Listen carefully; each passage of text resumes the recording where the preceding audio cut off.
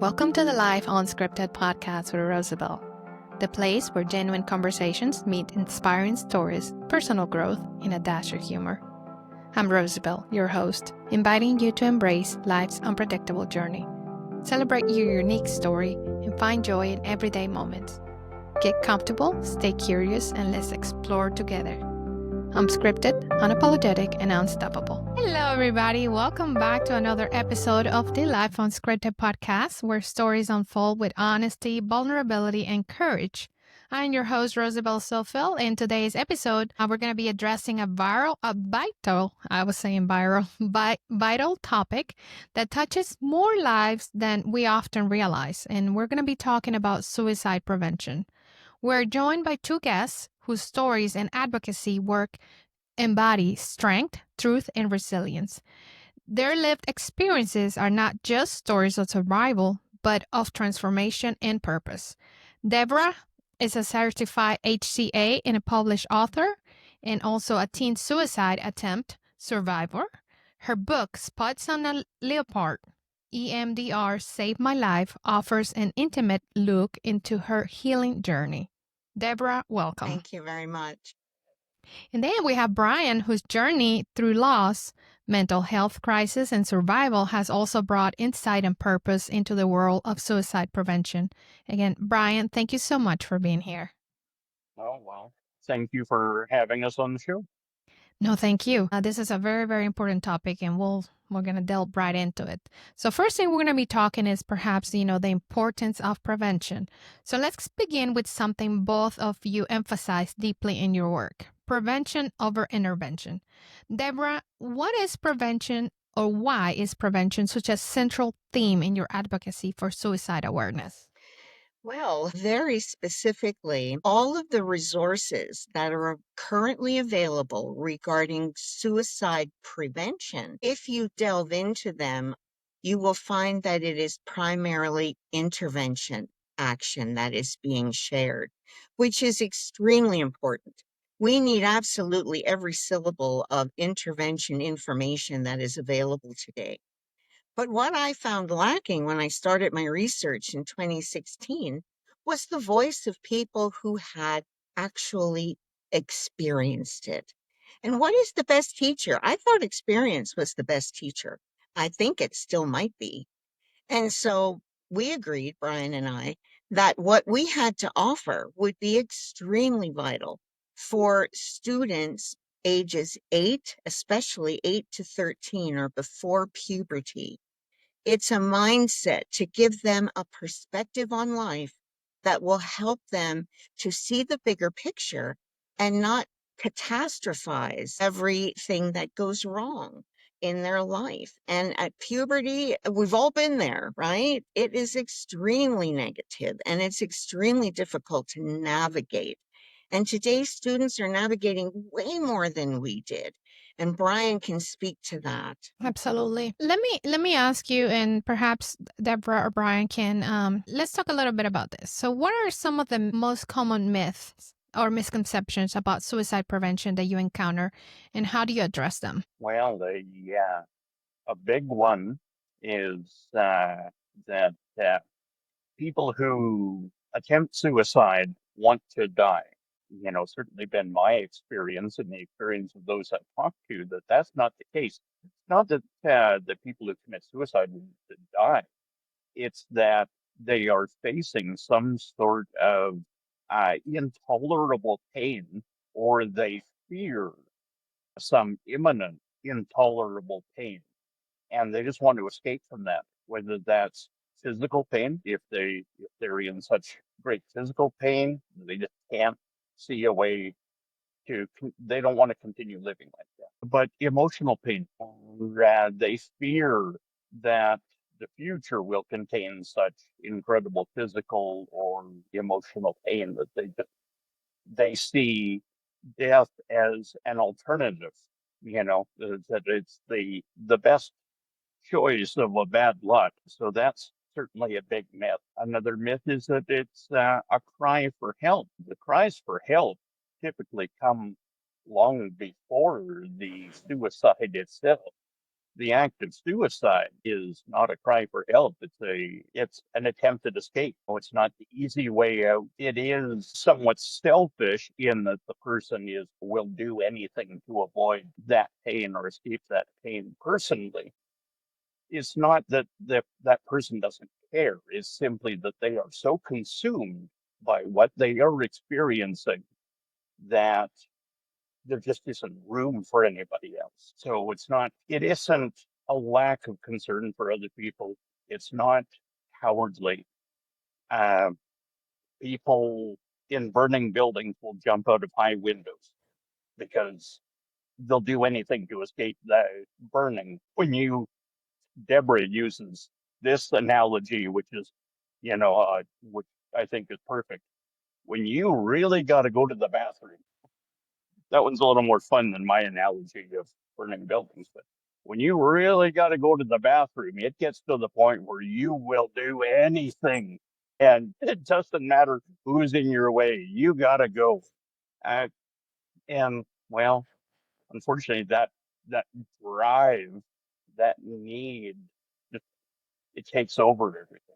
Absolutely. Now, do you think the media's portrayal of suicide helps or hurts public understanding? I personally feel that it hurts the understanding because, again, it focuses so much on the intervention and the after the fact. And what we're trying to do is come in before any kind of prevention, whether it's a flu shot or, your fluoride dentist treatments. It's preventative. It has to be applied before the issue becomes of desperation. And that's what suicide is. It's an act of desperation. And when you look at the pain that is caused when someone does take their own life, it resonates. It's the ripple effect through the family, through the friends, through the community. Everybody that knew them is going to feel that impact. So Right. I think that to have it publicized that this is what occurred without any further explanation or understanding being provided, I think that's what's hurtful about news reports. Right. Well, in general, I mean, we're unfortunately live in a society that, if you think about it, this is part of also mental health, right? And not even going into mental health care in general. We don't have a prevention model, anyways. So everything is reactive. So it's kind of like in a lot of things, not just in healthcare, like even in law enforcement, or like, I mean, I can think of so many ways that eh, perhaps the culture in that sense needs to get better. But I understand also that small changes, small things, kind of like what you're doing, creating awareness is also important. So, in that sense, I want to also ask you, because you mentioned again, Brian, you said that again, it's not a cry for help. It's again, how can you think of a moment in your life, perhaps when someone saw you before things got worse, and someone perhaps practiced prevention without even knowing it? Like, what would it look like Well, if it happened? well, my crisis moment, in the weeks leading up to my big crisis moment and my own suicide attempt, um, I didn't know how bad off I was, and other people didn't know how bad off I was. I don't think. I'm, I'm not. I think. I'm sure. And then that morning when I made the decision that, hey, killing myself would be the best possible choice. Not the least bad choice, I guess. Not shouldn't say best choice. But there can be times when we feel really down and somebody tells us that we matter. I suppose actually my moment, kind of what you're talking about, would have been those that took place after my suicide attempt. after I survived, but I still wasn't really sure that I wanted to live. It was then that friends and family talked to me, showed me love without judgment, told me about times that I made a difference in their life that I barely remembered. It was nothing to me, but to them, it was very important. We can do those kind of things for people who if they may not know they're in crisis, we may not know they're in crisis, but when we show love and consideration and a generosity of spirit to the people around us, we could be saving lives without knowing. Absolutely. That tells me and should tell all of us that connections and friendship do play a big role in early prevention. And perhaps what you mentioned are some signs. Well, I don't know what would be perhaps the signs that someone might be struggling silently, but what you mentioned that could be something how we can respond with care just by telling someone that they matter, things of that nature. Now, let's shift the focus a little bit. We're talking about family connection. I mean, connections, friends. How about family, particularly parents and caregivers? Because I know, Deborah, you're big on this.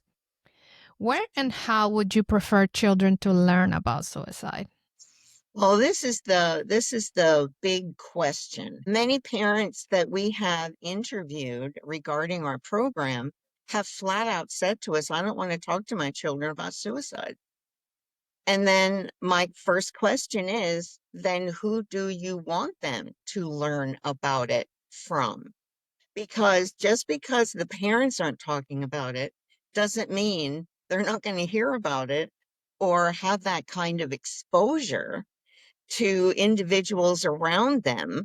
These are the people that we are primarily targeting, the youth, the teen suicides, and to have students train beforehand in understanding the biggest fact of life, and that is the cycle of life and how it repeats itself.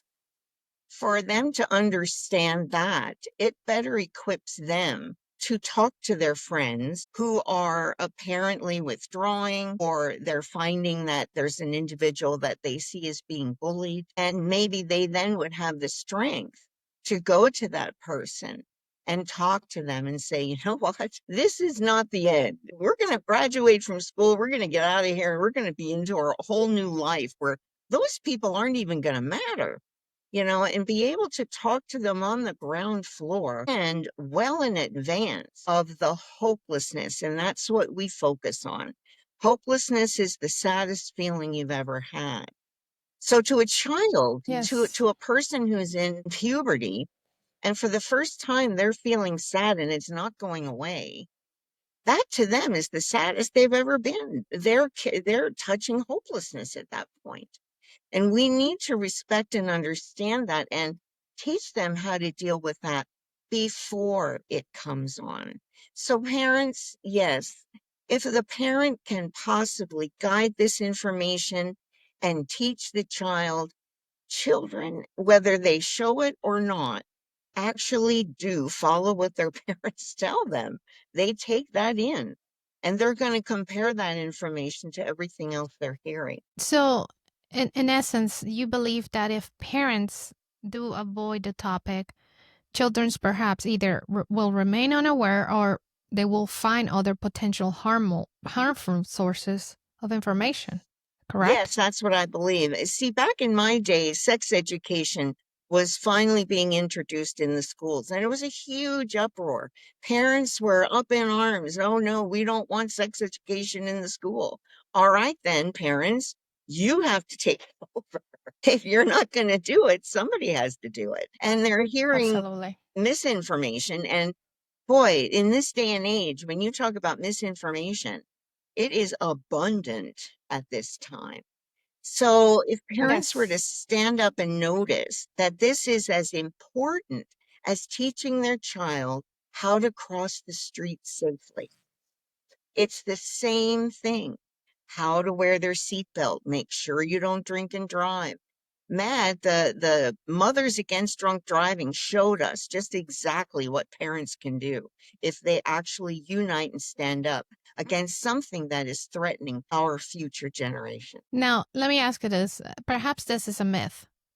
Sorry, Brian, were may you going to I say just something? comment Yes. on something? You mentioned that the idea that if the parents don't talk to the children about suicide, they'll either remain ignorant or learn about it from other sources. They will not remain That's ignorant. right. They will learn about it from other sources. If you don't talk about it, they're going to hear about it on TV and about their students. I have friends with children, and they talk about their 11-year-old telling them that they have a plan. Yes. That is dark. And that doesn't come from parents who have been telling their children, that, if this is how you're going to do it, this is how you should do it. No, they're getting it from other children. They're getting it from the TV. They're getting it from the internet. There won't be any ignorance about suicide if you That's don't very talk to good. them, but they will hear about it. And you, as the parent, will not know where they're getting their information. Absolutely. Now, the other thing, again, I was going to mention to you guys or ask, it's apparently there is a fear, or this could be very well a myth, that discussing suicide might encourage it. So, what would you say to a parent or a teacher that have that concern? I would say that same concern was voiced repeatedly when sex education was being introduced in schools. They were afraid that they were putting ideas in the child's head. And what we're trying to impress upon these parents, you're not putting anything in their head that either isn't already there or they haven't already heard about from peers or from being online and social media. What you're doing when you respond or when you go into this conversation is you are correcting what has been learned and already heard. And that is what is vital. And I cannot say it enough that if parents could just pick up this program and share it, it's 1 hour, it's so easy and simple. And you know how we often say, if I knew then what I knew now, boy, I would have done things so differently. And what we're trying to impress is, okay, we know now what we knew then. Let's do this. Let's fix this. Let's step in and take this bull by the horns and direct it so that our future generations are not completely overcome with hopelessness. Absolutely. You what are some healthy, like age appropriate ways that we can talk to our kids about emotional pain, perhaps depression or thoughts of self-harm? Well, that is something that Deborah and I came up with together with our program. I mean, don't mean to be just saying, hey, you know, buy our stuff, but that is something that we have made our focus. But it's also true that I mean, there are publications out there, and I mean, it's so important to communicate with your children, to let them make them aware, because this stuff isn't going to go away, or they're not going to remain blissfully ignorant of the pain in the world just because you don't talk to them about it. You got to check in with them and be proactive about it. The same thing with suicide awareness and prevention. When I was facing a crisis, I knew about counseling lines. I'd seen the posts on social media saying, "Hey, if you're having a hard time, you can call me day or night." Well, I didn't think I had a problem until I made the decision, that I had a big problem, and the only person who could do something about it was me, and that was uh, so. Yeah, we have to be proactive, and with your children, yeah, talk to them about these feelings and establish that trust that they can come to you with your feelings and you will not only accept what they're saying, you don't have to like it, you don't have to agree with it, but you have to accept that they are speaking their truth, at least as it stands in the moment, and that that you will give them the time and attention. Because if they think that you're just not going to listen because you're too busy doing whatever else, they're not going to bring their problems to you. So, Absolutely. I don't know if that's the kind of answer that you were looking for, but No, let me, so yeah, I'd like to add a little something to that. One of the things people think, they go up and they say to someone, "Are you thinking about suicide? Are you considering suicide?" No, not me.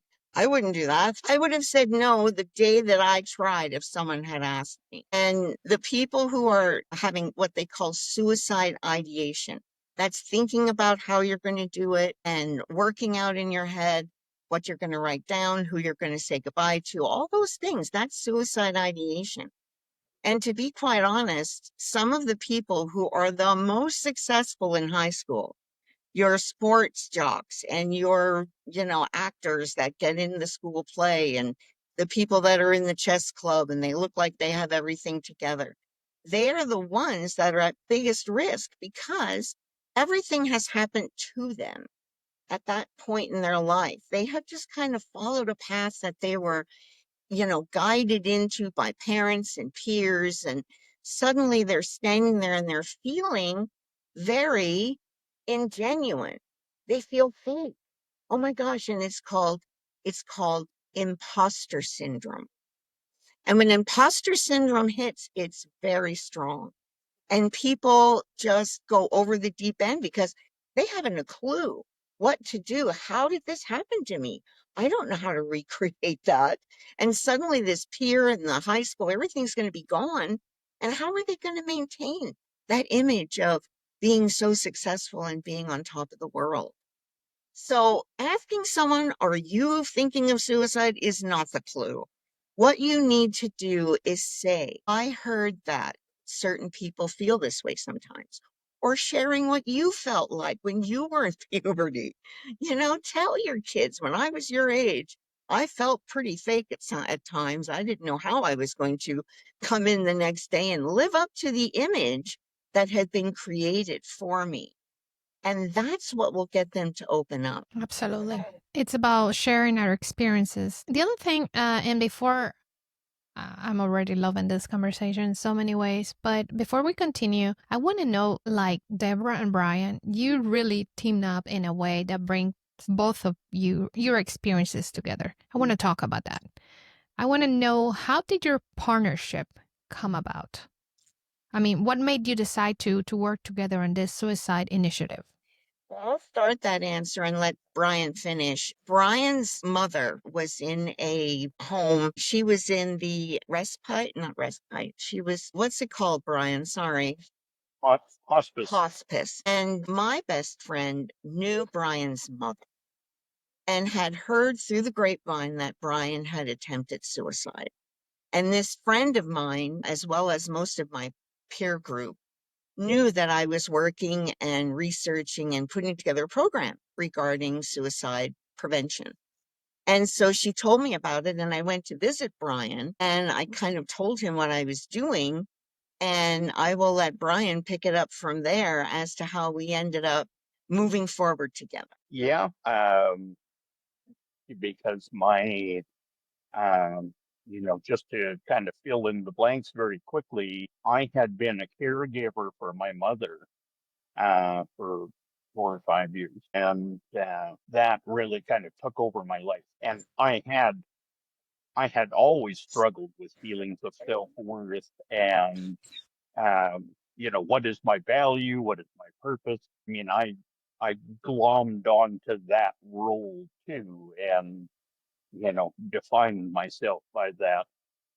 And then in 2019, my mother was diagnosed with terminal cancer. She by that point she was so weak she needed to be admitted to hospital.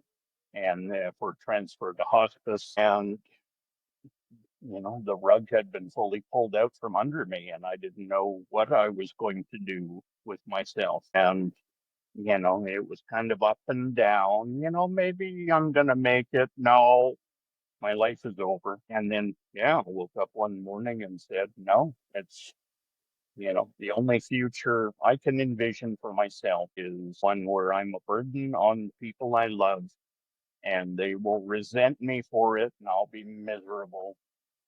And so this is, like when you're playing poker, sometimes your best move is to fold, lay down your cards. Well, that's what I decided I was going to do. Thankfully, I survived.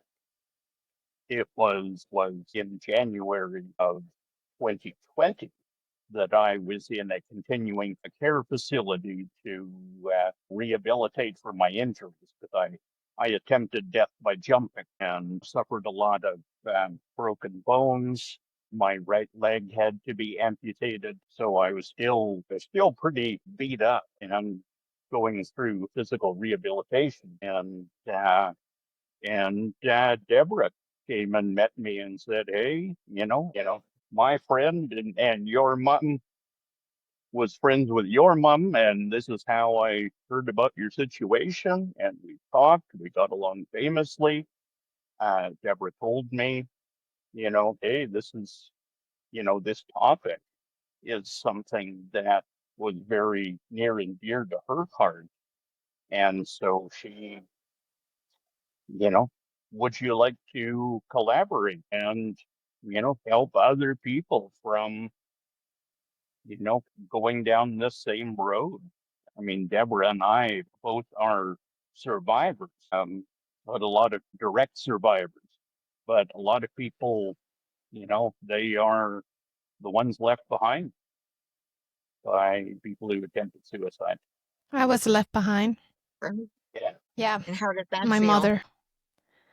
It creates a havoc. It's a thing. Especially, I was a teenager. I was barely 17. The sense of abandonment. It's incredible, and to be able not to be able to understand how did this happen. This is perhaps in our case. I know, and I knew my mother loved me dearly. So how do you reconcile that in your mind? She loved me, but there she left me in a very vulnerable moment of my life. So it's not just so, yeah, the person is gone. And then, so I think when we spoke earlier, because you mentioned that I was a survivor. I never thought about how do you call someone who is like me? You said a name to it. Is it? No, it's just you are a survivor of someone else committing suicide. Okay. You are part of the Gotcha. family. You're part of the ripple effect that occurs when someone takes their own life. And that is a very different conversation. And again, that is an intervention position. Someone who Yes. has lost, especially a parent, when you are young, that is so So is devastating. intervention for me? It would be intervention for me, right? Yeah, the prevention is past. Preventing your mother from doing that. Right. But check this out. I want to bring something to the table, and I know I don't want to, but I want to say something very interesting now that you brought this topic.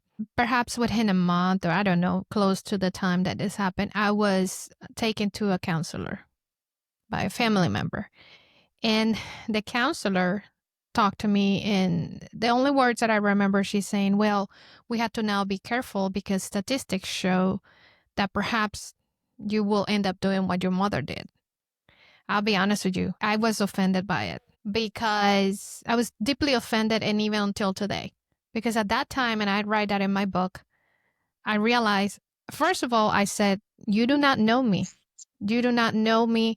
The first thing came to mind was, I am not my mother. I mean, I love her, but I'm a different person, a different entity.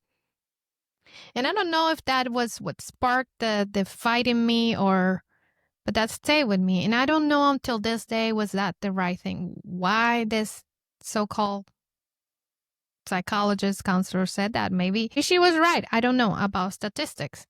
But to put me in that box, I mean, it was just it was very offensive to me. So And so it should have been. That is so inappropriate. And these are the mindsets that have to be changed. For a counselor, someone who is supposed to be able to appreciate and work with you should have not been speaking. They should have been allowing you to talk, finding out how you are yes, feeling and providing you with the necessary support. you better believe that that conversation didn't last very long, and I did not go.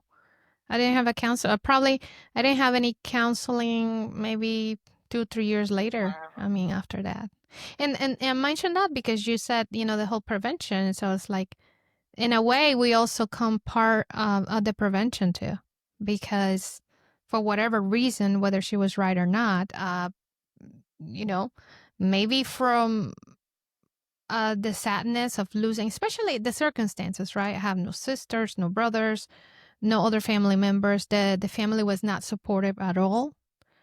Uh, that's what this story. It's what actually got me to write my book, The Courage to Succeed. Wow.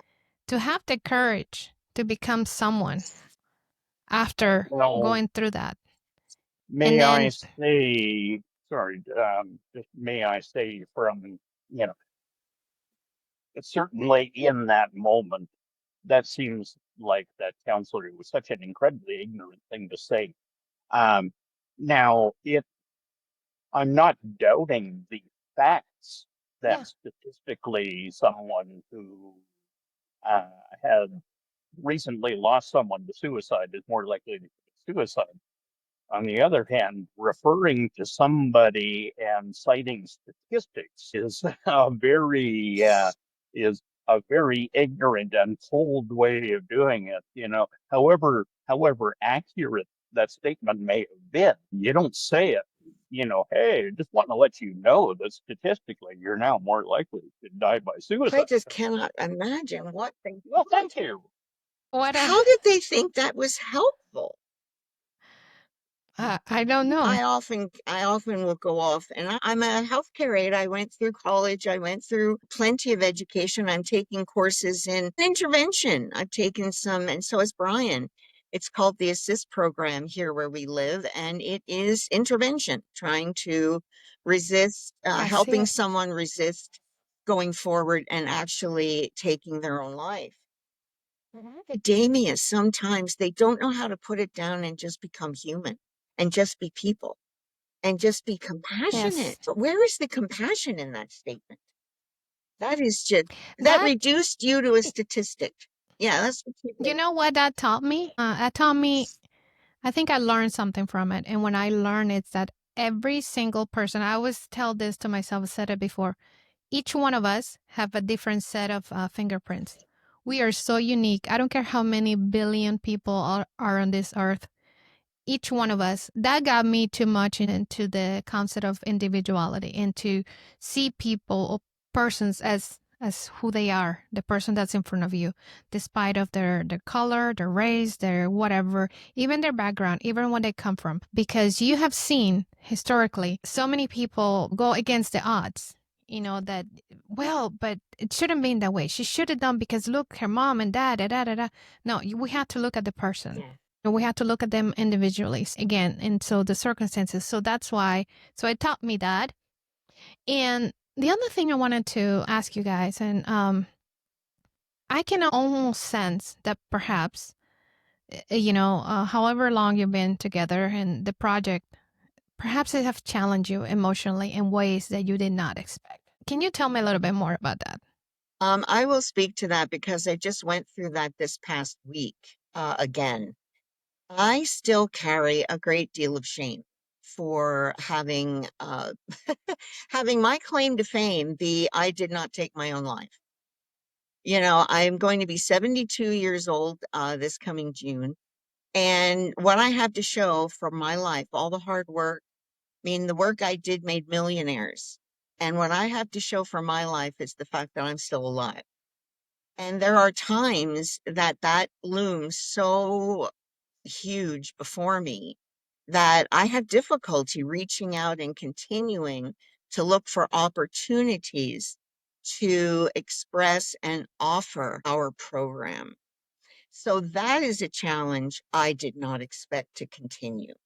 I thought once I got the ball rolling, and especially when I had someone else in my corner, like Brian, he has been the wind beneath my wings more than once. And it has just been wonderful. And I knew in the beginning, when I first started investigating and researching for my program, I thought to myself, the best presentation this program could have would be a man woman presentation.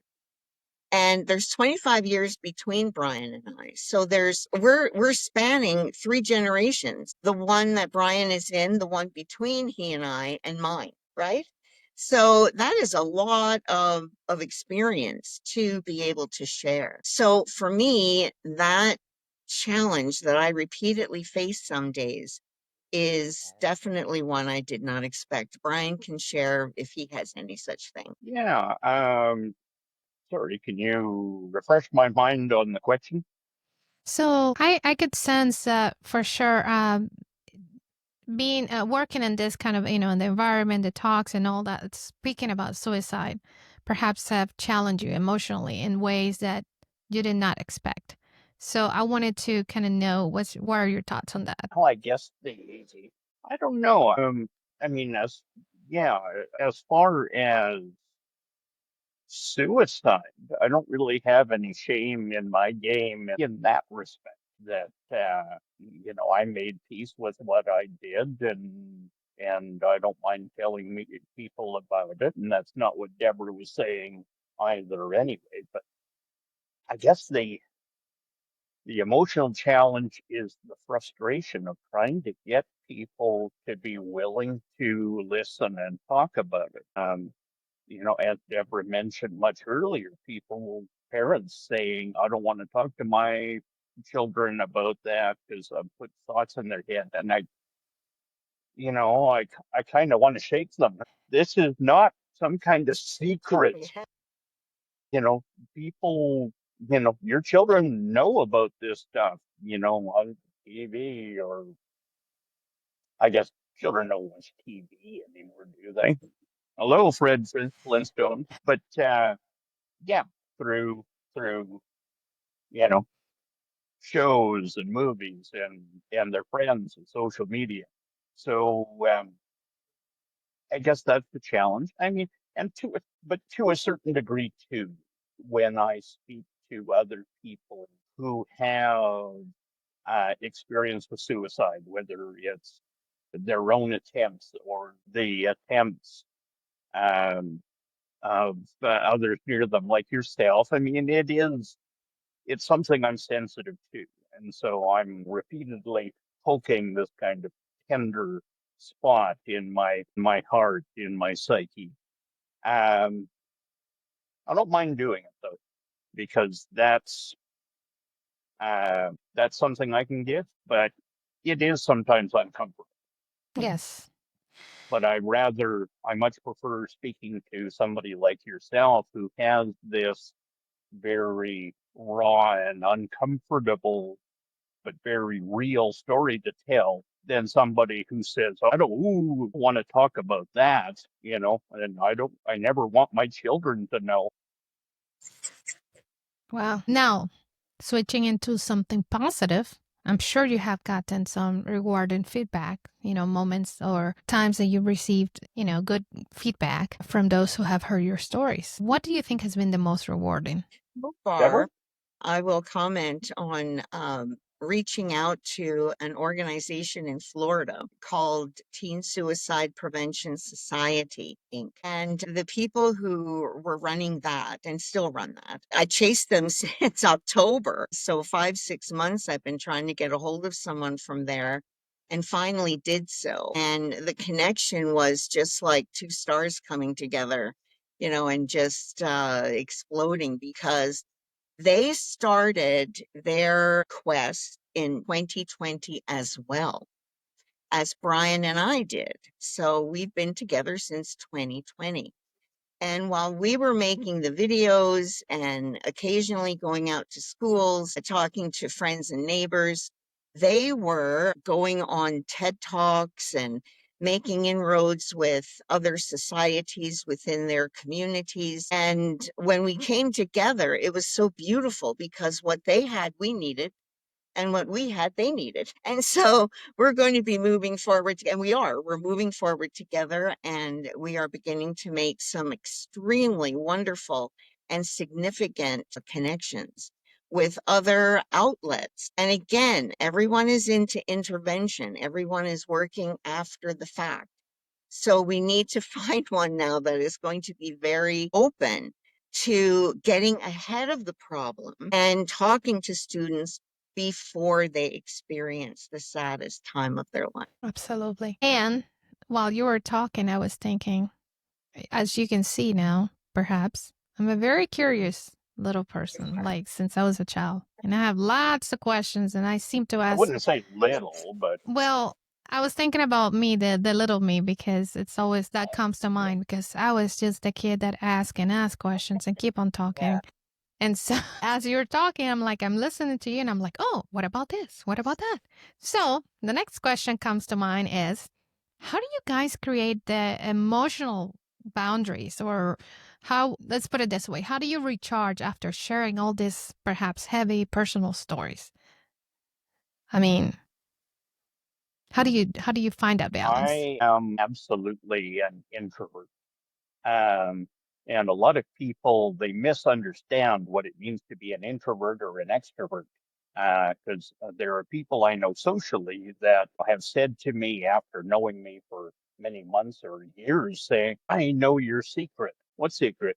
You're not an extrovert. You're a secret introvert. Like, that's not a secret. But you're so outgoing. Well, introverted people can be outgoing. Introvert Yes. and extrovert is how you recharge your That's battery. right. Yes. I enjoy socializing, and yes, I can be gregarious. There's the word for you. Look it up, kids.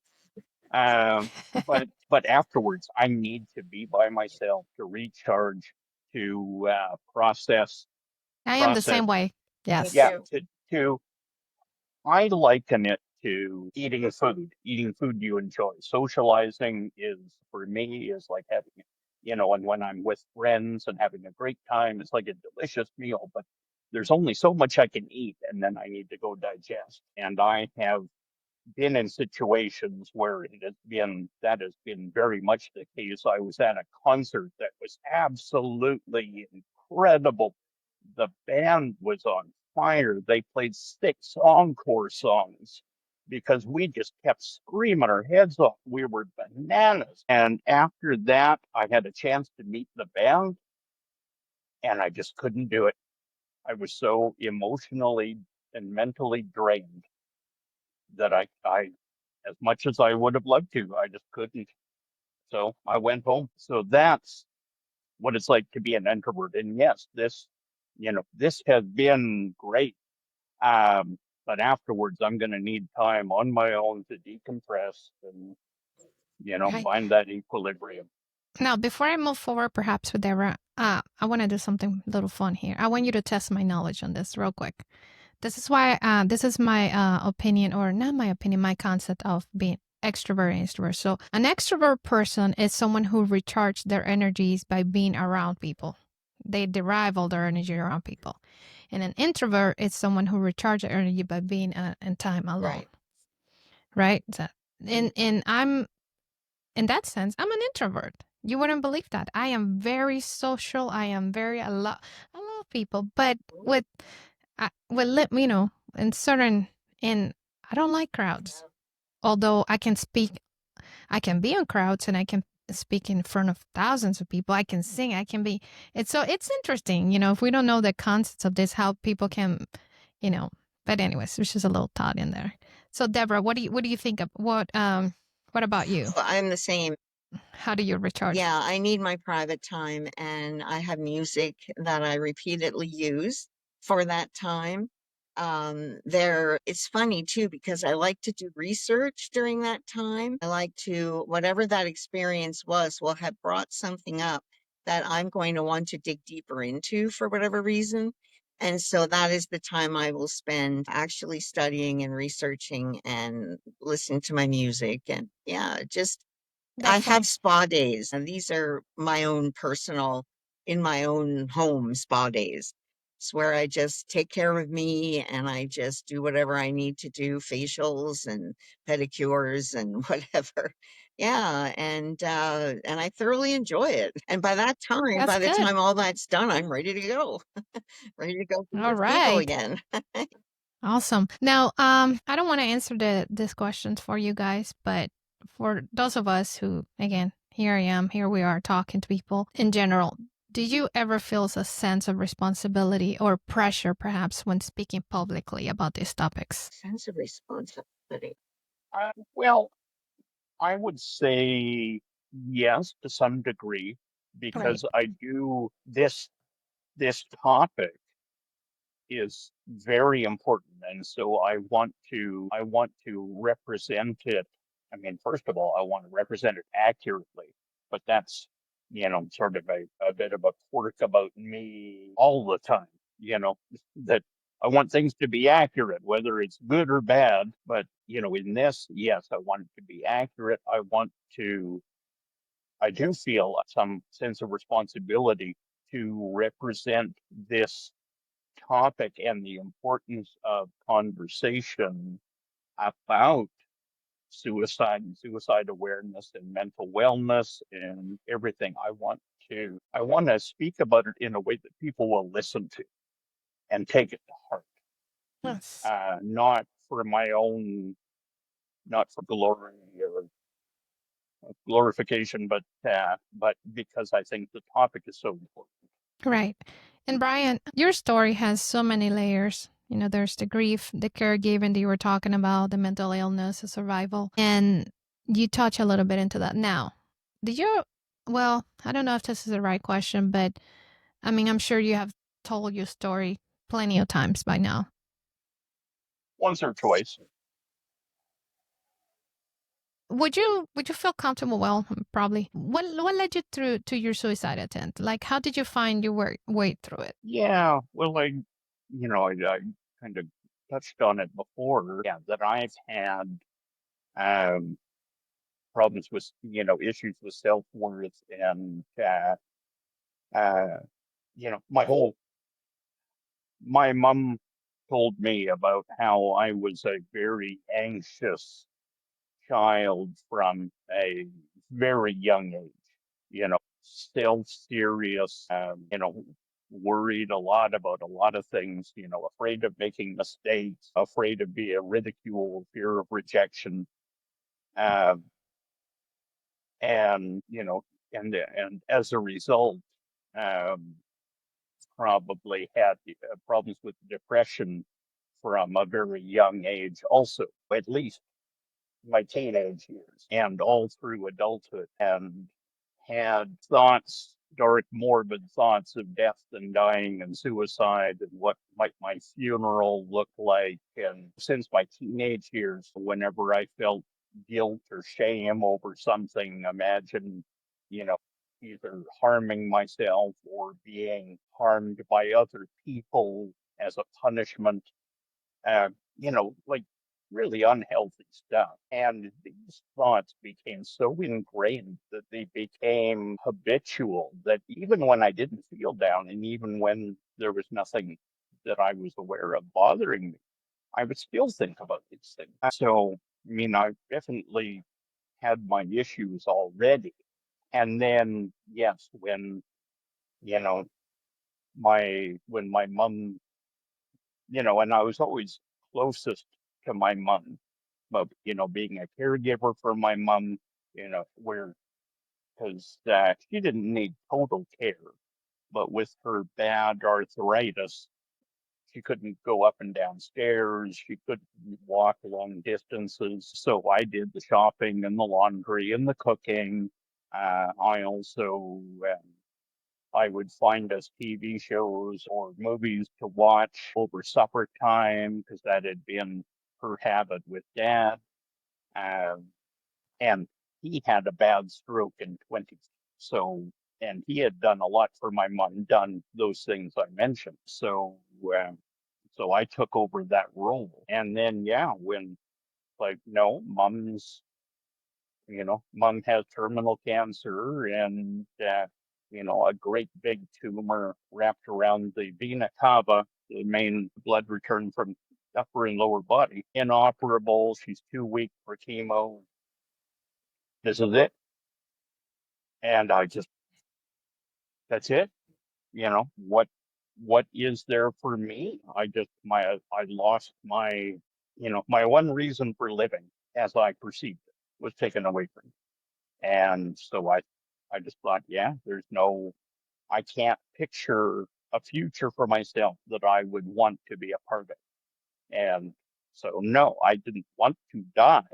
If there was a viable option, if there was an option C that, any kind of, that had a chance, I would have taken, but I couldn't see it. I was so wrapped up in my own grief, in my own pain, in my own fear and feelings of hopelessness, which is why we talk, Deborah and I, so much about hopelessness, that I saw this as the most acceptable option. Yeah. And I wound up very badly hurt. And it was I think it was in my second day in the intensive care unit because I was in intensive care for 5 days. Psychiatrist asked me, after speaking with me, asked me, you know, are you glad that your attempt failed? Are you glad that you survived? And I said yes, only because I knew that's what she wanted to hear. I wasn't convinced. I wasn't convinced the other way either. No, but uh, yeah, I was like, no, I don't know about that. But yeah, the way my brothers, with whom I had never been close, and my I'm the youngest. I have two older brothers. The next oldest, the middle brother, he and I had often had friction between us. We were very different people. He didn't understand me, and so we had issues. The oldest brother, I just thought he'd be kind of, you know, arrogant and judgmental and not have much use for me. No, they both circled around me and showed me love without judgment. It was amazing. And my friends coming to visit me and telling me how important I was in their lives, that made me realize that, boy, my brain had lied to me. It's so interesting. Did you ever wonder, or I was just thinking, like, only if they would have done that before, right? Do you think that would have helped?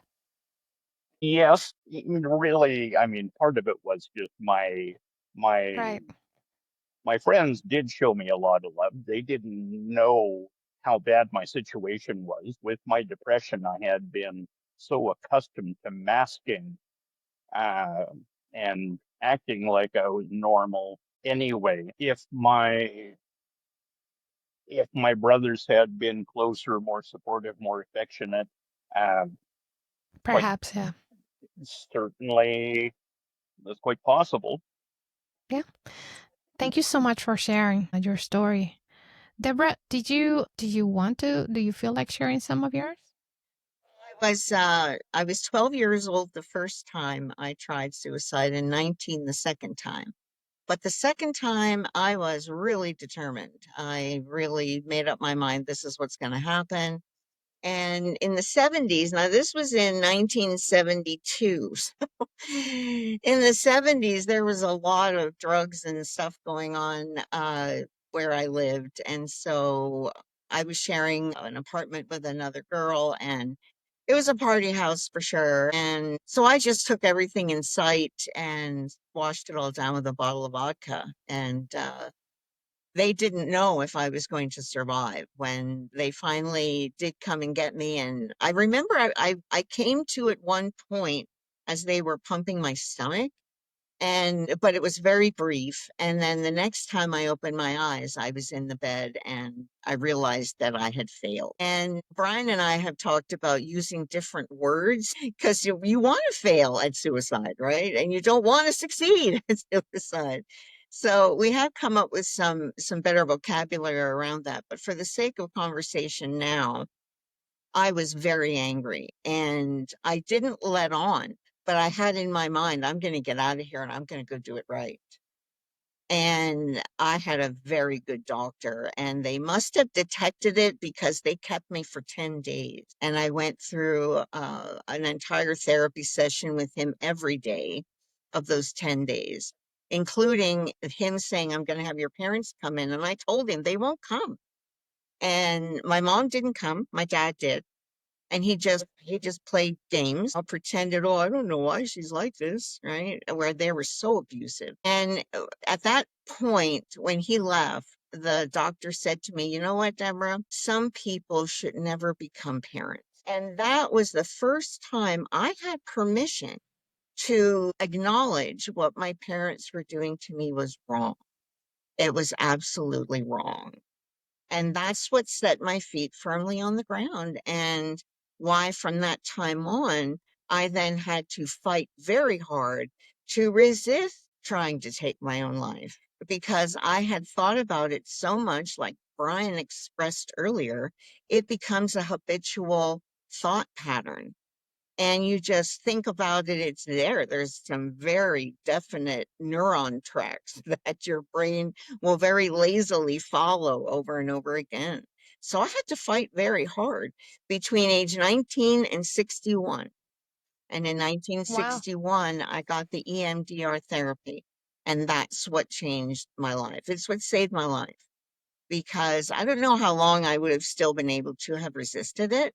Because as you get older, you get weaker. And yeah, that healing that I got from EMDR definitely made a difference for me. And I was able to move forward and put my program together. And that was very, And you write about that, particularly in your book about the EMDR and how it saved your life, because that's the title, that's right? correct. That's correct. Part of the title, And it yes. is my autobiography, which actually gives me the credibility for how I speak. I have experienced, I have lived it all. You name it, I've lived it. And how I survived during those years.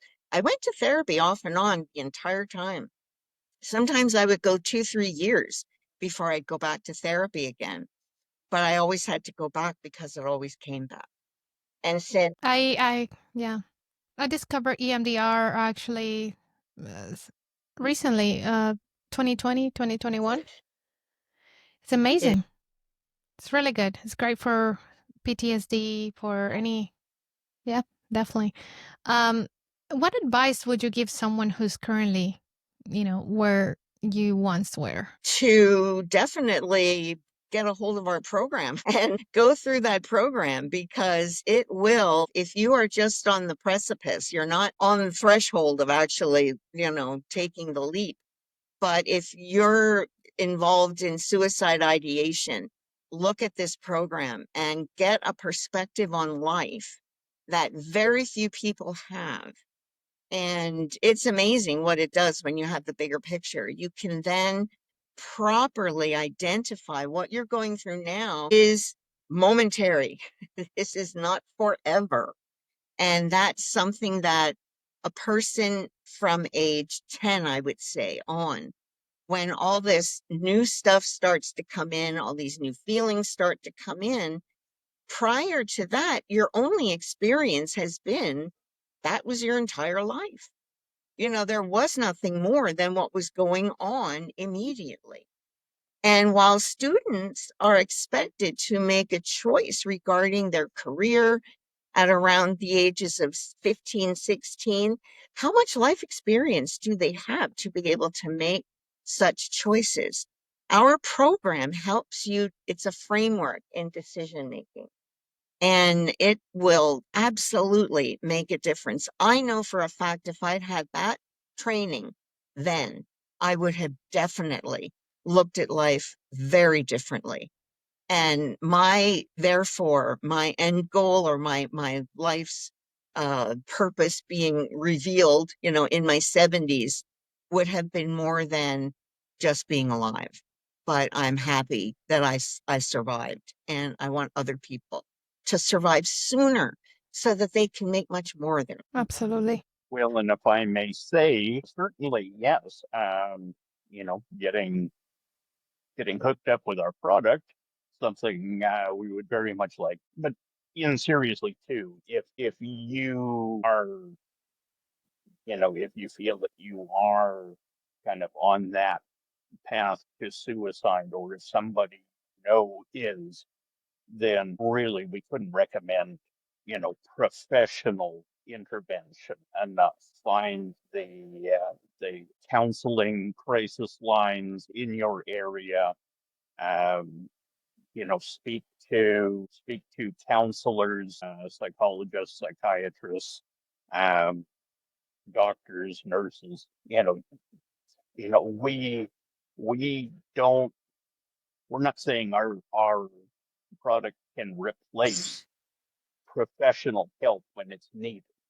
What we want to do is to help um, to provide people a roadmap, a framework, a perspective, the big picture, so that they can, see how this, these, the the the cycle that we have, all of the cycles that we have in life. You will go through times where, there'll be peaks and there'll be valleys. You will go through valleys, but if you keep going, you'll get back up to the peaks. Um, so, that's where there is an absence in the field, and that's what we are seeking to fill. But certainly, if somebody is really at risk, um, then it's a good time to call in the professionals. Yes. So, how our listeners, the audience, can find you? Please tell us where they can reach out to you. And perhaps if you can also tell us a little bit about how they can get a hold of your program. We have a website titled survivorsofhopelessness.com. And on that website, you can obtain the instructional video as well as the workbooks. And at the very bottom of that page, there is a music video, but there's also a button that says reach out. And you can click on that button and be able to send us an email. And we receive emails on not as regular a basis as I would like, but we do occasionally receive an email where we can reach out and work with someone directly. I know one time we got a rather negative, and it was only once. Do you remember that, Brian? That fellow that he said something negative in the email. Do you recall that more clearly than I am right now?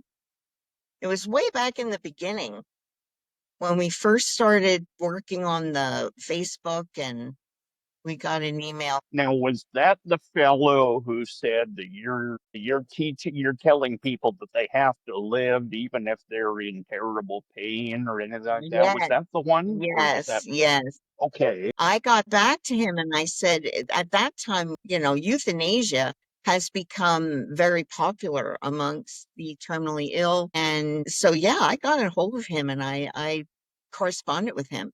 And I said, we are talking about untimely death here. We need to maintain that we're talking about students, our next generation, ending their lives before they've even lived it. So, yeah, so we got clarification and we've never had another one like it. He was the one and only that challenged that.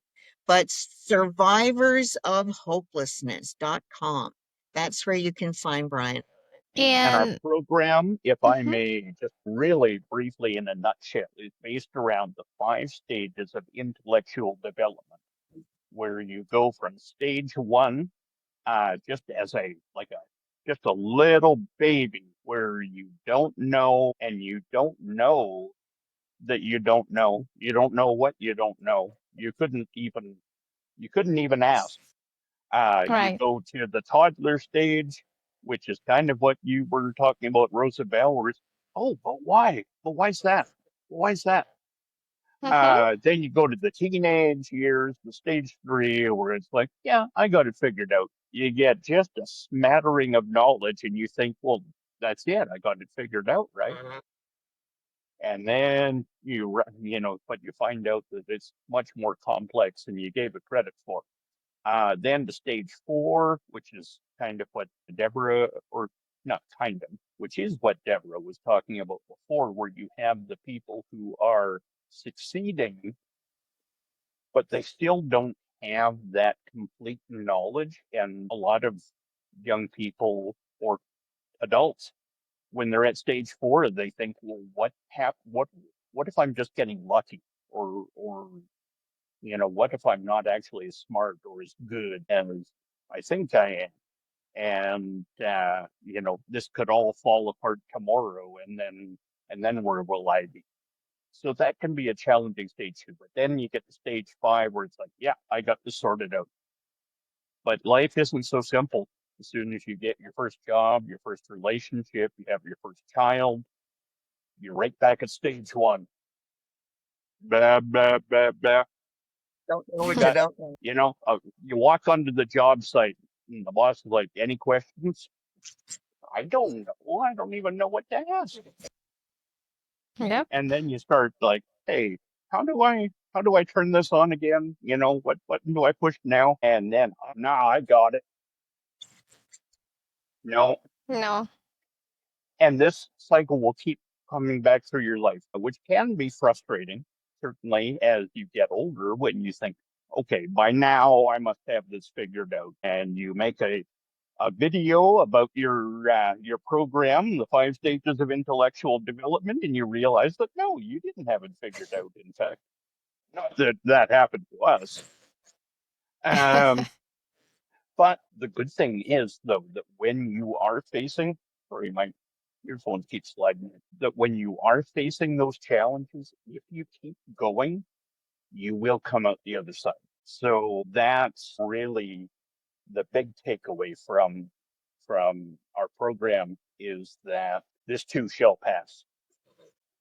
Absolutely. Well, and so basically the website, they go to the website Survivors of Hopelessness. Did I say it right? Okay, .com. And I All guess one they're word, no right. And no hyphens, parentheses, or diacritics. so you go in there and I'm sure you can find ways, email you, perhaps social media info, whatever, everything that you need, right? I have a copy here of the book. Hey, You see? pretty slick. Yes. And definitely I thank you so much, Deborah. You sent me the link and I listened to the video. Very well done. I really enjoyed watching it. And I, like I mentioned to you earlier, I plan to share this with my children and even my husband because it's worth doing it. And I encourage everyone listening to give this a try.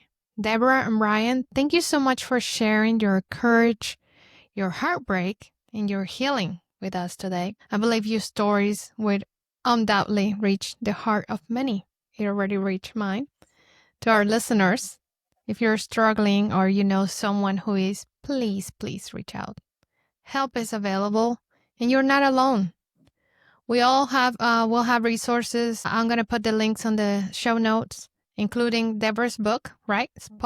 Spots on, let me see if I remember, Spots on the Leopard. EMDR, EMDR saved my life. How about that? And there's also information about Brian's advocacy work. And so, do you got anything else? I mean, I'm sure you have a lot to say, right? But you're always welcome to come back here. This is your space to come back and we can continue having the conversation because there's a lot to be said, I'm sure. Yes, thank So, thank you. Until next time, remember having the Can I conversation. say, Yes. reach out to us. I'll be your brother. you. There you go. And also, wait one more day Yes. before you It's make a good. big decision, especially the kind of decision that is your last decision. So give yourself 24 hours. Okay. 24 hours go by, give you another 24 hours. And perhaps you'll make it Yeah, every 24 hours, right? At a time. One day at a time. that's right. So until next time, remember, having a conversation might just save a life. So we're going to keep talking on this. Thank you, everybody. You guys have a wonderful day. Thank you. Goodbye. I know.